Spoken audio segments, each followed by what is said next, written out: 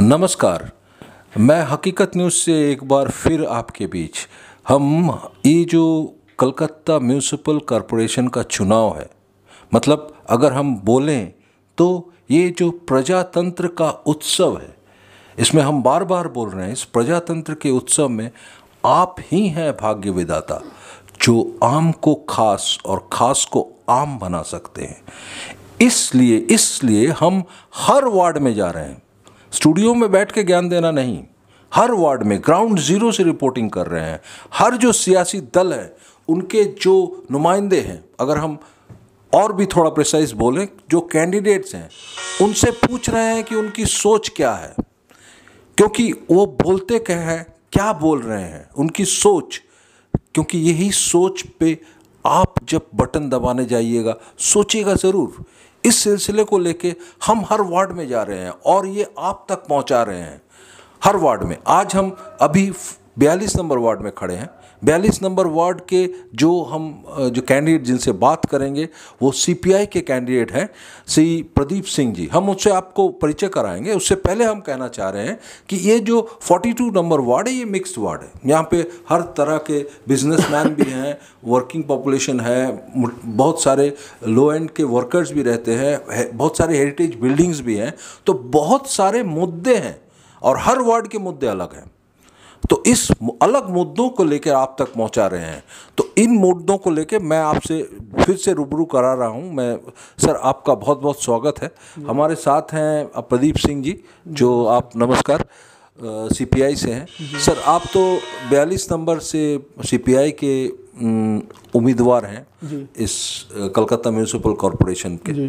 तो सर, एक बात हमको बताइए, अगर हम खूब स्पष्ट रूप से आपसे प्रश्न करें कि ये 42 नंबर वार्ड के सबसे बड़ी समस्या क्या है आपके हिसाब से?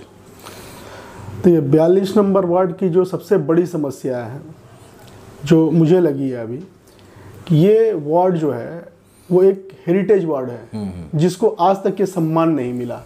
ये तो सबसे बड़ा मुद्दा है कि एक हेरिटेज वार्ड को उसका सम्मान, जैसे होता है ना कि मैं प्रदीप सिंह हूँ और मुझे मेरा नाम नहीं मिला, तो ये एक बहुत बड़ी समस्या है। समस्याएं तो बहुत है, बट ये समस्या हेरिटेज वार्ड का समस्या जो है सबसे बड़ा समस्या है, जो आज तक जो लोग थे यहाँ पे, इन्होंने कभी सोचा ही नहीं कि जिस वार्ड में वो रह रहे हैं, जिस वार्ड से वो जीत रहे हैं, उस वार्ड को जो सम्मान दिलाना चाहिए था, पूरे जो है वो बंगाल में कह लीजिए, भारतवर्ष में हेरिटेज जब होता है पूरे भारतवर्ष में, तो पूरे भारतवर्ष में या इंटरनेशनली जो है उसको एक सम्मान मिलना चाहिए। क्योंकि कलकत्ता जो है एक पुराना जो है वो शहर है, और आज का शहर नहीं है, सैकड़ों साल पुराना शहर है।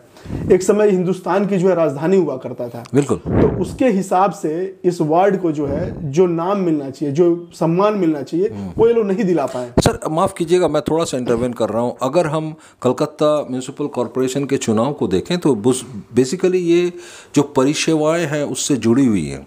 मतलब आपके वार्ड में हम हेरिटेज, आप बोल रहे हैं, एक बहुत बड़ा मुद्दा है जहाँ पे नाम नहीं मिला जो मिलना चाहिए था।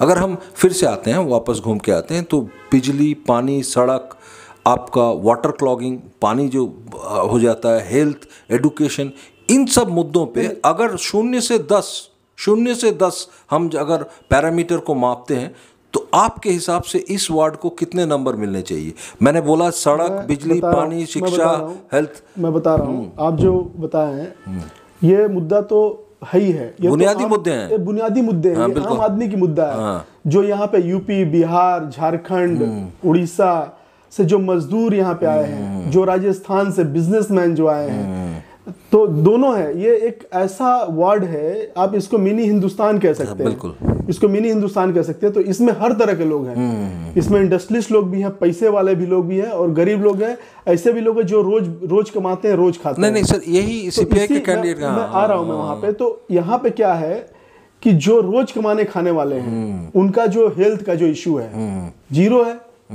कुछ नहीं है। आप देखिए तो एक केवल जो है वो एक क्लिनिक है, हेल्थ क्लिनिक है आपके यहाँ पे, तो उसका फंक्शनिंग क्या होता है? उसका क्या फंक्शनिंग है, देखिए ये तो मेरे से ज्यादा अच्छा वहाँ के यहाँ के लोग बता पाएंगे कि उसका क्या है। जो लोग हैं यहाँ पे जो रह रहे हैं वो बता पाएंगे। दूसरा जो है वो तो ये इस इलेक्शन में क्या आप इस मुद्दे को उठाइएगा सर? मैं बिल्कुल उठाऊंगा। मुद्दे को उठाऊंगा मैं, बिजली पानी, थोड़ा सा पानी हो जाए तो पूरा बड़ा बाजार डूब जाए। हाँ। बिजनेसमैन का करोड़ों का सामान जो है बर्बाद हो जाता है पानी की वजह से। इसके लिए यहाँ के जो काउंसलर लोग, जो काउंसलर हैं या जो लोग कभी सोचे ही नहीं इसके लिए कि क्या करना है। बस ठीक है, यहाँ चक्कर क्या है ना कि बारिश आया उनका डूबा ना, उनका क्या।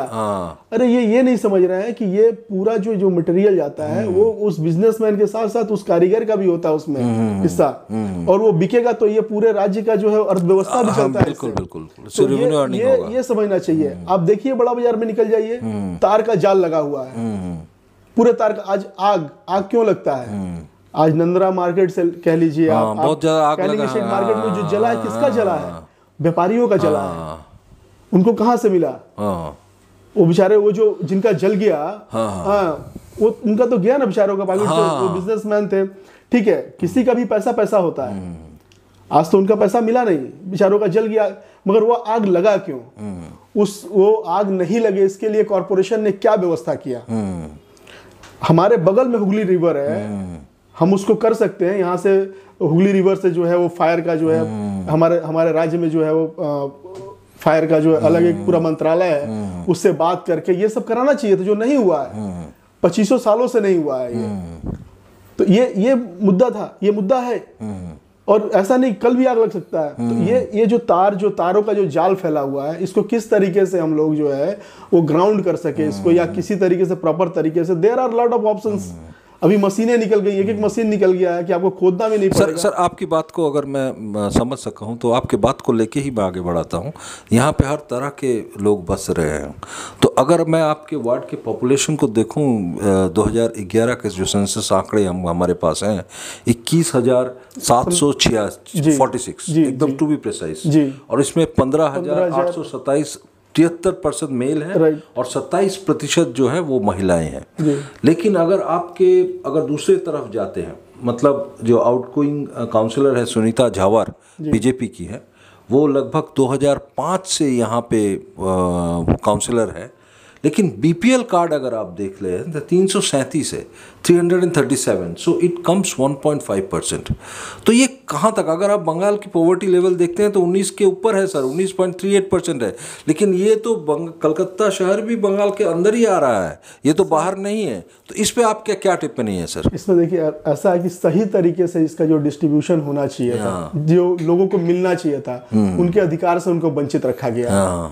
ये आपने जो उठाया कि 15,000 वोटर हैं, 21,000 समथिंग जो है वो 21,746 वोटर हैं, 21,746 वोटर हैं, और 15,000 वोट नहीं, 21,600 टोटल आपका आबादी है पॉपुलेशन है। 15,000 समथिंग वोटर हैं, मेल है 73%, ठीक है, और 5,919 जो है महिलाएं हैं। हाँ, वो 27% है। 27%। मगर यहाँ पे देखिए, आप यदि उठाकर आंकड़ा आप देखिएगा तो वृद्धा पेंशन भी नहीं प्रॉपर तरीके से डिस्ट्रीब्यूशन हुआ। वृद्धा पेंशन, जो लोग काम करते हैं यहाँ पे, जो लोग मोटिया मजदूर हैं यहाँ पे, जो ठेला घींचते हैं, वृद्ध लोग हैं, रिक्शा टानते हैं, एकमात्र यहाँ बड़ा बाजार में हाथ रिक्शा चलता है, उनको तक पेंशन नहीं दिया गया है। सही तरीके से डिस्ट्रीब्यूशन नहीं हुआ है, पैसे का बंदरबाट किया गया है यहाँ पे। लेकिन सर आप जो बोल रहे हैं, ये जो अभी जो राज्य सरकार द्वारा सरकार कर रही है, बोले ये जो बेनिफिट वो बोल रहे हैं कि घर तक पहुँचा रहे हैं, ये कहाँ तक आप कहाँ तक लॉजिकल आपको लग रहा है?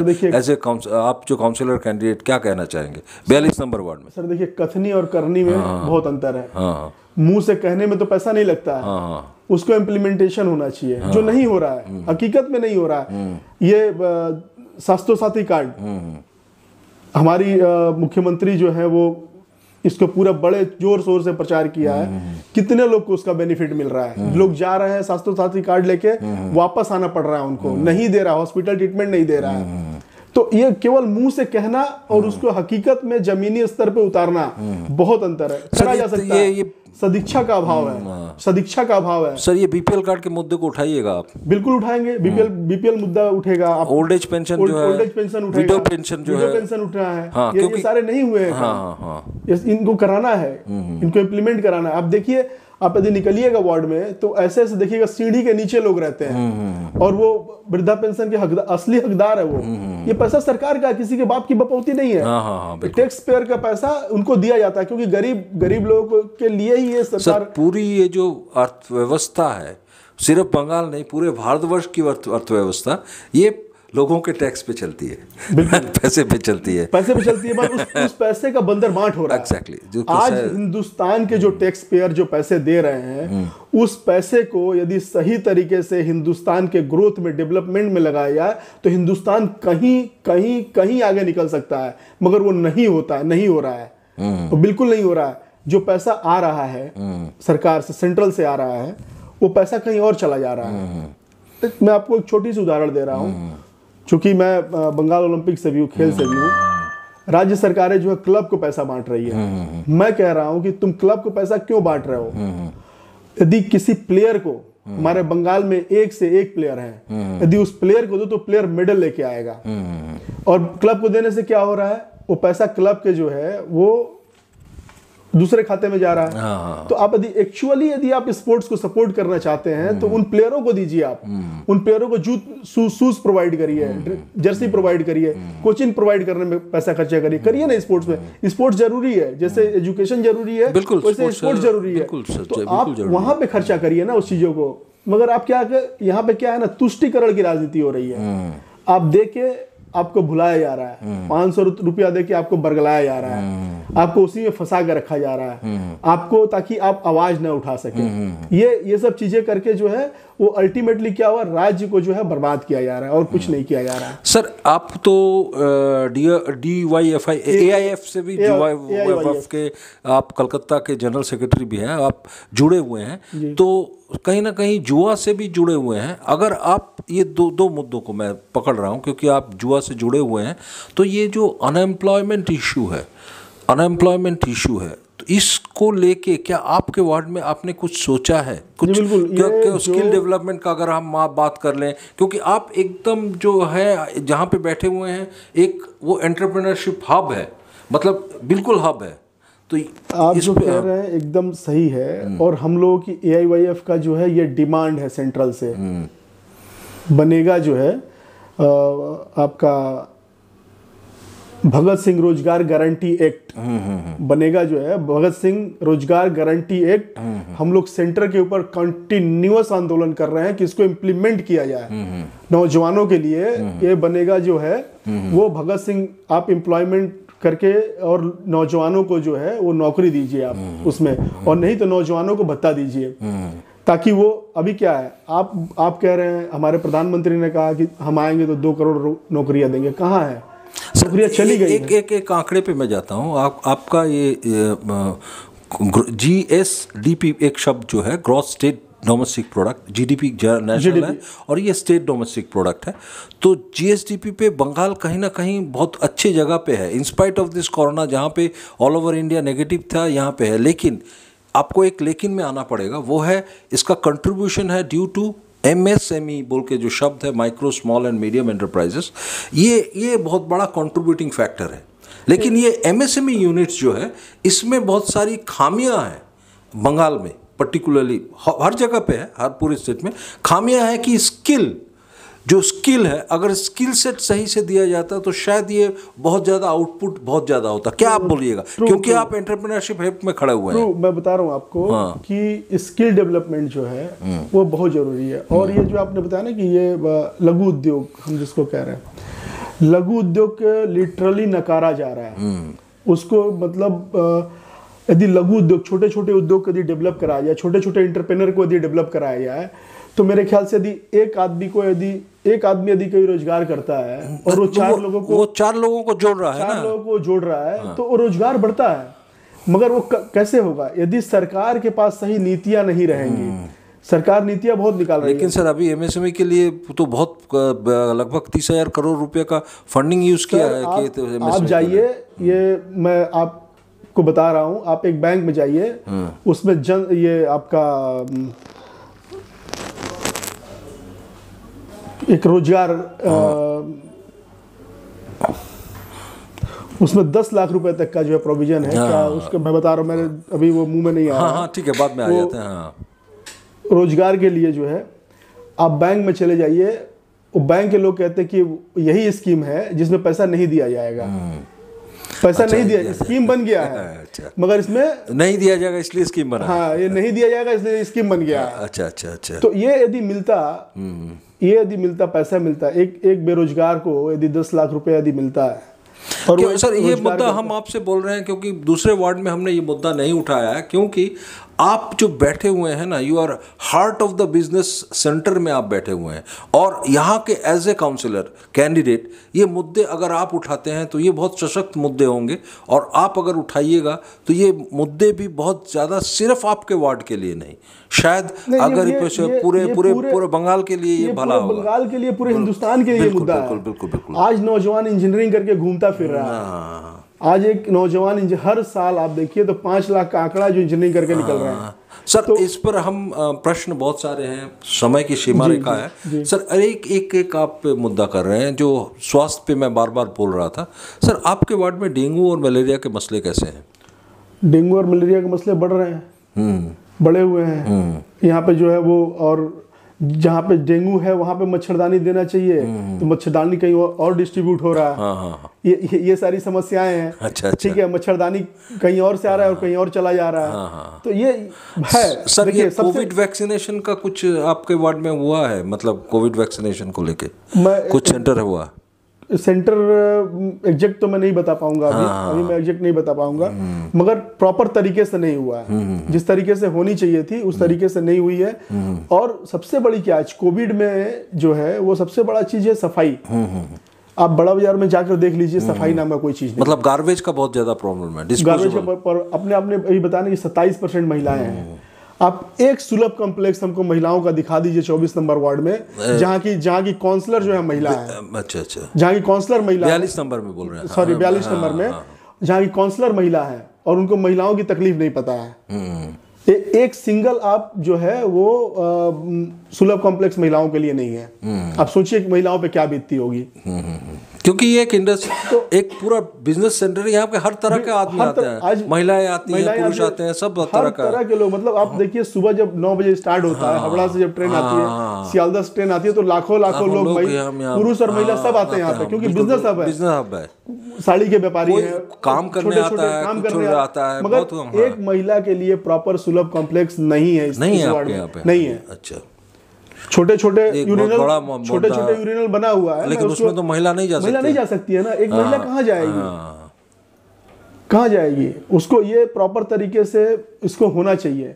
नहीं है तो गवर्नमेंट को उस जगह हायर करके करना चाहिए। बहुत सारे मुद्दे हैं और बहुत सारे प्रश्न भी हमारे हैं, तो एक दिन में करना भी संभव नहीं, उत्तर देना। हम आएंगे आपके पास और भी प्रश्न करने। सर एक आखिरी प्रश्न हम करना चाह रहे हैं कि सीपीआई के कैंडिडेट के हैसियत से आप प्रदीप सिंह जी क्या अपील करना चाहते हैं हमारे माध्यम से 42 नंबर लोगों के लिए, ताकि लोग उनको वोट दें?